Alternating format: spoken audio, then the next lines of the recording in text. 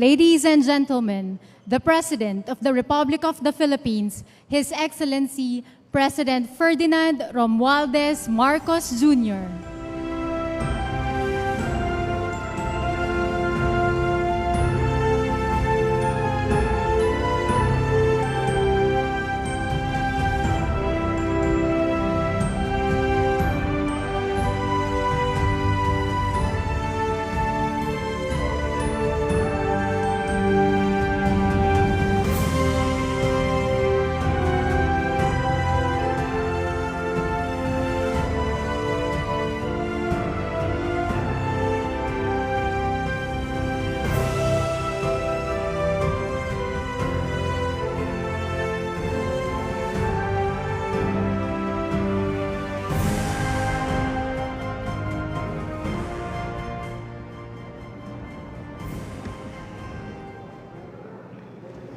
Saan yung...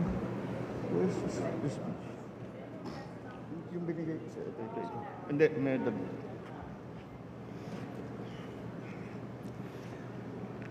Good evening, Vice President Sara Duterte.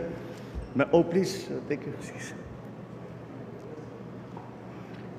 Members of the Cabinet, especially those who form part of the Philippine delegation on this first trip for this administration state visit to Jakarta, Indonesia, and to Singapore. Distinguished guests, ladies and gentlemen, I'm glad to be back from Indonesia and Singapore.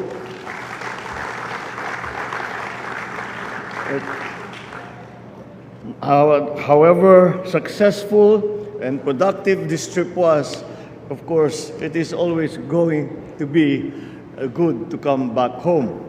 At lalong-lalo na kapag tayo merong namang magandang balita ng kaunti na sasabihin natin may pasalubong na maaring matanggap natin kapag tayo ay ibinuo natin lahat ng sinimula namin dito sa nakaraan na bisita, na state visit na ito.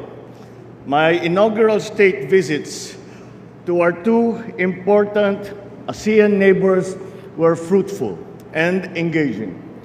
I met with Indonesian President Joko Widodo to comprehensively discuss our overall bilateral ties with Indonesia. Our conversation covered all facets of our relations, particularly defense, security, maritime cooperation, and of course, trade and investment and people-to-people ties. We renewed our commitment to stronger bilateral cooperation as fellow ASEAN members and as members of ASEAN as two of the largest maritime nations in the world. We look forward to celebrating our Diamond Jubilee or 75 years of official diplomatic friendship in 2024. Notably, President Widodo and I discussed the delimitation of our boundaries respective to our continental shelves, which I hope can become a template for resolving conflicting claims. We talked about importing fertilizer into the Philippines and increasing coal imports for our energy supply. I also met with President Halima Yacob and Prime Minister Lee Hsien Loong of Singapore. Our conversations highlighted the deep and enduring friendship between our two countries. President Yacob spoke highly of her state visit to the Philippines in 2019, when our country celebrated our Golden Jubilee, or 50 years of diplomatic relations. Prime Minister Lee and I also immediately made a connection as our fathers, who were the leaders of our countries, laid the groundwork for the foundation of ASEAN starting in 1967. The visits also offered us an opportunity to exchange views with the leaders of Indonesia and Singapore on important regional and global issues that affect security in our region. We were cognizant of our roles as neighbors and partners in ASEAN. We all share the view that in this time of geopolitical turmoil, and uncertainty, unity, mutual respect, and the principle of sovereign equality should always prevail in our efforts to uphold peace and stability and an environment conducive to our continued national development. Maliban po sa pakikipagpulong sa mga opisyal ng Indonesia at Singapore at pagkuha ng kanilang patuloy na suporta sa ating bansa at sa ating gobyerno, nasaksihan ko rin po ang pagpirma ng mga bilateral agreement na magsusulong ng ating kooperasyon sa iba't ibang sektor. The Indonesian President and I witnessed the signing of agreements that will broaden and deepen our ties in all facets of cooperation, from defense, security, to the creative economy, and even to culture. We also agreed to pursue joint activities for the next 5 years as our respected foreign ministers signed the Philippines-Indonesia Plan of Action for 2022 to 2027. This lays out the priorities and concrete ways forward for our bilateral cooperation.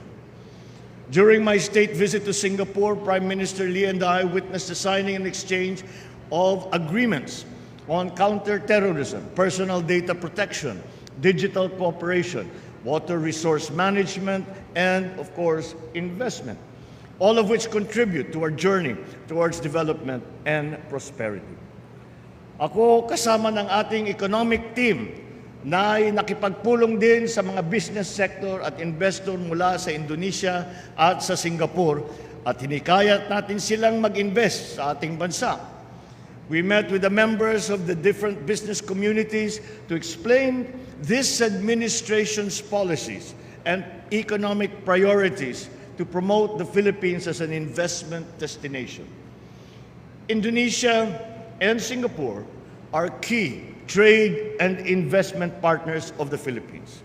More notably, Singapore is our top trading partner in ASEAN and 6th worldwide, and our top source of approved investments last year. I am proud to announce that we have signed and sealed a total of 10 letters of intent and 12 MOUs in the sectors of renewable energy, data centers, e-commerce, broadband technology, startups, government housing, and agriculture, and witnessed the signings of several letters of intent and MOUs from 22 Indonesian and Singaporean investors. These investments, if we put it all together, value $14.36 billion or 804.78 billion Philippine pesos. This will support our country's economic recovery efforts and create more jobs for Filipinos here in our country.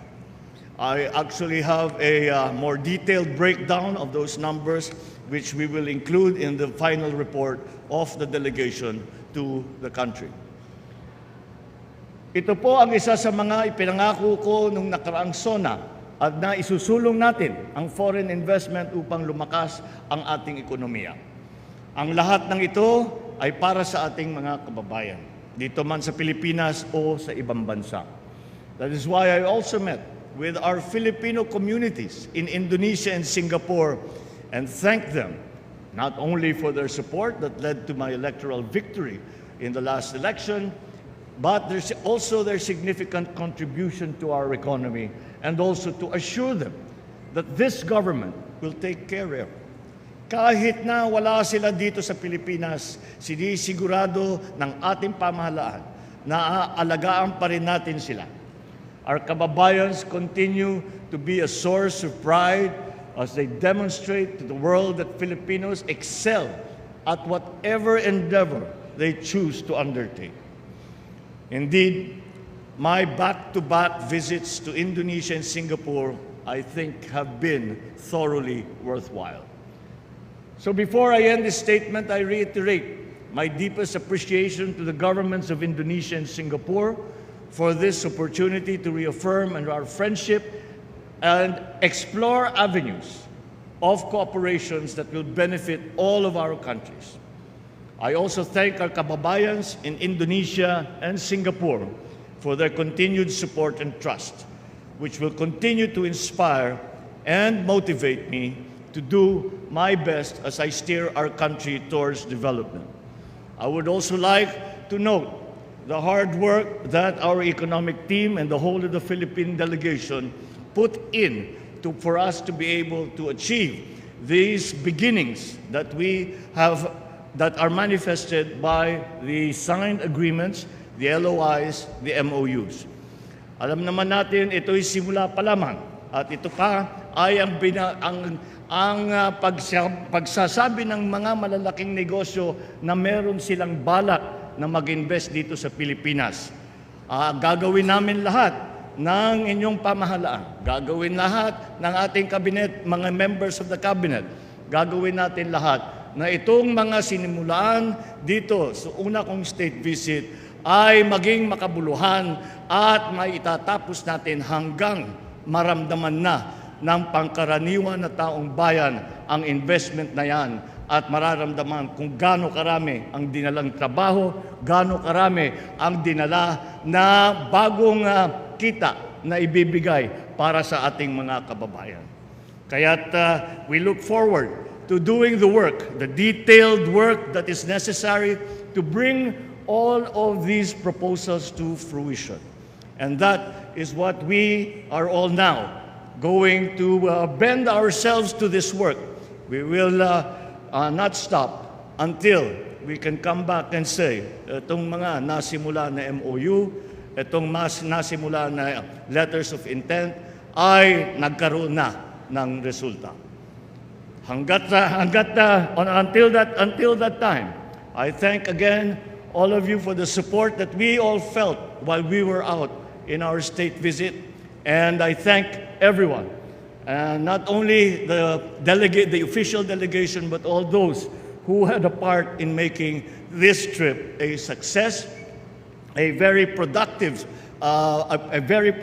endeavor, and to strengthen the relationships both on political and economic levels with our two neighbors, Indonesia and Singapore. Maraming salamat po at magandang gabi po sa inyong lahat.